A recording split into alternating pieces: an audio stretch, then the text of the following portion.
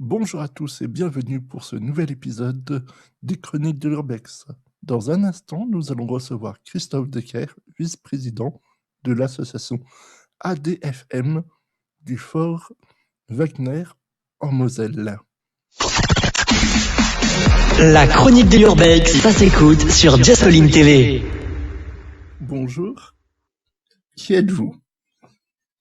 Je m'appelle Christophe Decker et donc je suis vice-président de l'association pour la découverte des fortifications messines, le Fort Wagner. Donc je m'occupe du Fort Wagner et avec notre association, on le restaure.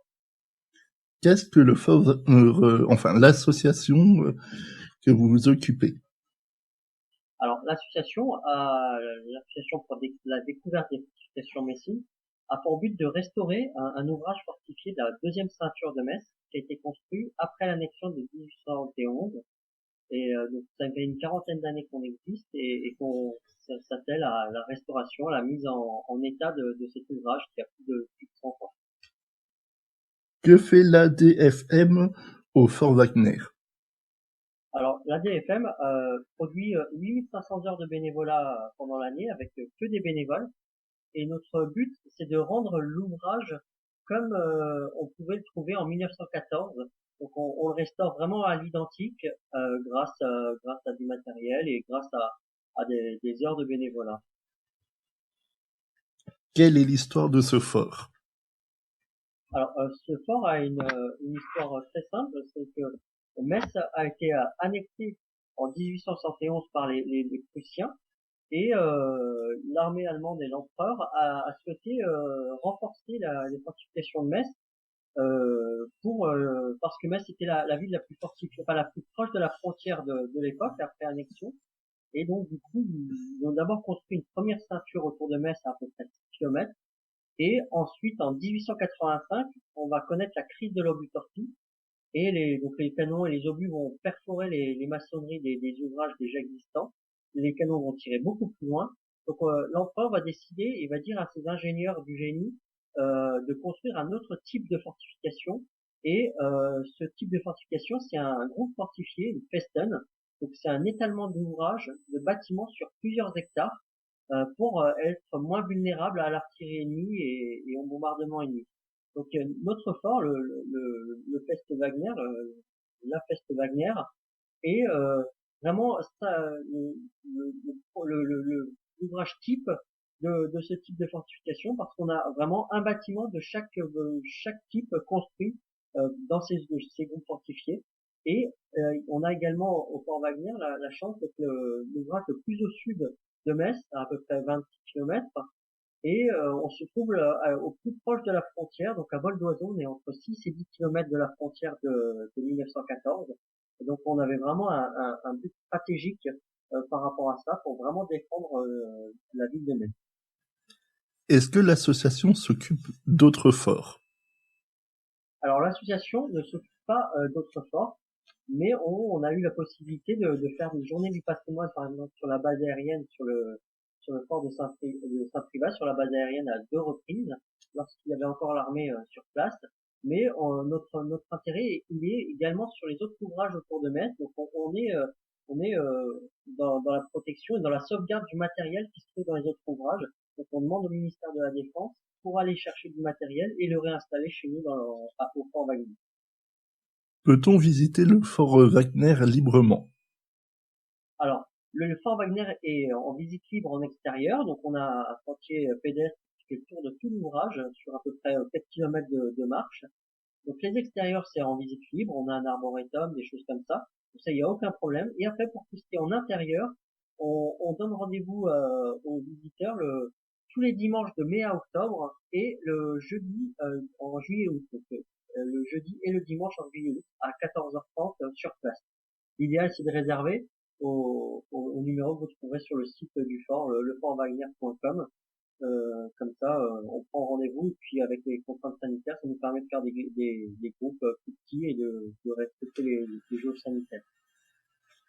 Que peut-on voir quand on le visite librement? Alors, vous allez pouvoir voir quasiment toutes les structures extérieures des ouvrages. Donc, vous allez voir une caserne, deux types de batteries, une batterie pour obusier, une batterie pour canon de 10 centimètres. Vous allez voir une caserne d'infanterie sur 2 étages, donc c'est vraiment un bâtiment, un gros mastodon, un gros bâtiment sur quasiment 20 mètres de hauteur et 120 mètres de longueur. Donc vraiment un ouvrage type avec un fossé de défense autour avec des petits canons de 5 cm 3. Donc tout ça en visite libre, vous pouvez le voir de l'extérieur.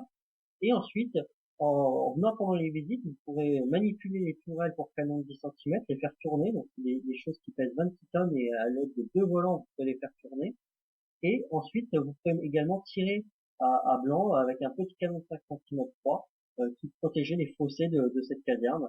Donc c'est vraiment une visite dynamique et où les enfants et les adultes peuvent participer à la visite. Donc on est à peu près à 2 heures de visite sur une visite disons, classique sur le dimanche et le jeudi. Et après, on a également des visites type urbex, donc qui durent toute la journée. On part à 8h30 et on ressort du fort à 17h. Et là, vous avez la possibilité de voir des fosses à pieux, des bâtiments qui sont plus pas éclairés, donc il faut vraiment prévoir des bonnes chaussures et de l'éclairage. Donc c'est vraiment, vous partez à l'aventure, vous rentrez dans le fort le matin et vous ressortez le soir, vraiment en mode exploration et dans le noir et avec vos lampes, etc. Donc c'est vraiment quelque chose de très sympa à faire. C'est ma prochaine question. J'ai vu que le 1er mai et le 23 octobre, il y avait une visite des parties non restaurées. Qu'est-ce qu'on peut voir? Alors, pendant ces deux journées de visite, alors bien entendu, si vous êtes un groupe de 5 à 8 personnes, on peut changer les dates, on peut faire des rendez-vous spécifiques pour ce type de visite. Alors pendant ces visites, vous allez voir déjà une fosse à pieux, c'est quelque chose qui est unique, enfin unique en termes de visite. C'est une fosse qui permettait de protéger l'accès au fort, donc un peu un système de défense moyenâgeux avec des gros pics dans une fosse de 3 mètres de profondeur. Donc le but était d'empêcher les soldats français d'envahir le fort. Ensuite, vous allez pouvoir voir des canons de 7 cm 7 sous coffre dans des bâtiments qui permettaient de protéger l'arrière du fort. Donc c'est 2 pièces uniques sur la place de Metz, donc ça n'existe plus ailleurs. Et vous allez également pouvoir voir les réserves d'eau, des fresques qu'on ne voit pas lors des visites, disons classiques. Donc il y a énormément de choses qu'on ne peut pas montrer pendant une visite de 2 heures et qu'on essaye de regrouper dans la visite urbex. Donc vous allez également pouvoir monter dans des cloches d'observation d'artillerie, donc des choses qu'on ne voit pas pendant les visites, des choses qui n'ont pas été restaurées. Donc vous verrez bien la différence entre la restauration et l'ouvrage comme dans l'état où on l'a trouvé en 1982 quand on a créé l'association. Comment participer à cette visite? Alors, pour participer à la visite, c'est très simple. Il suffit de réserver par le biais du site internet ou par la page Facebook ou la page Instagram. Euh, on demandera juste une pré-réservation et puis ensuite on se donne rendez-vous au fort pendant ces dates, pendant le 1er mai ou le 3e dimanche d'octobre et ensuite on est parti pour la journée. On a la possibilité entre midi de soit faire barbecue ou de chauffer des plats au micro-ondes. Donc ça reste un moment convivial entre midi, le repas de midi. On constitue des petits groupes de 5-6 personnes, comme ça c'est vraiment pour les amateurs de photographie et de choses comme ça leur laisse le temps de faire des belles photographies et de vraiment exposer l'objet ou la chose qu'ils veulent photographier. On prend le temps à vraiment faire laisser les photographes ou les amateurs d'urbex à faire leurs photos et à poser, etc. C'est vraiment quelque chose qui est important pour nous. Avez-vous des projets pour le Fort Wagner autres que la restauration? Oui, alors oui, effectivement, on a des projets dans les années à venir, dans 5 à 10 ans. On souhaiterait, dans 5 à 10 ans, peut-être faire un spectacle comme des Flammes à la lumière à Verdun. Donc un grand spectacle avec des tribunes et des spectateurs, avec des figurants, des choses comme ça, des choses dynamiques, avec du son et lumière, des pyrotechniques. Ça, c'est vraiment quelque chose qui nous tient à cœur et qu'on souhaiterait mettre en œuvre d'ici 5 à 10 ans. On a également eu la chance de sauvegarder un four à pain en briques et en métal qu'on a démonté pierre par pierre et on souhaite le remettre en état, le reconstruire et peut-être faire des marches gourmandes et proposer le pain du fort lors de ces marches gourmandes. Donc c'est des choses qui sont en projet, qui sont dans les cartons et qu'on souhaite mettre en œuvre à l'avenir. Avez-vous autre chose à ajouter? Non, on a hâte de retrouver un maximum de visiteurs et nous, notre plaisir, c'est de recevoir des groupes et des scolaires. Donc, on souhaite vraiment voir un maximum de personnes et de faire découvrir ce patrimoine atypique et historique au plus grand nombre. Eh bien, merci. Merci à vous. Et puis, au plaisir de visiter le Fort Wagner.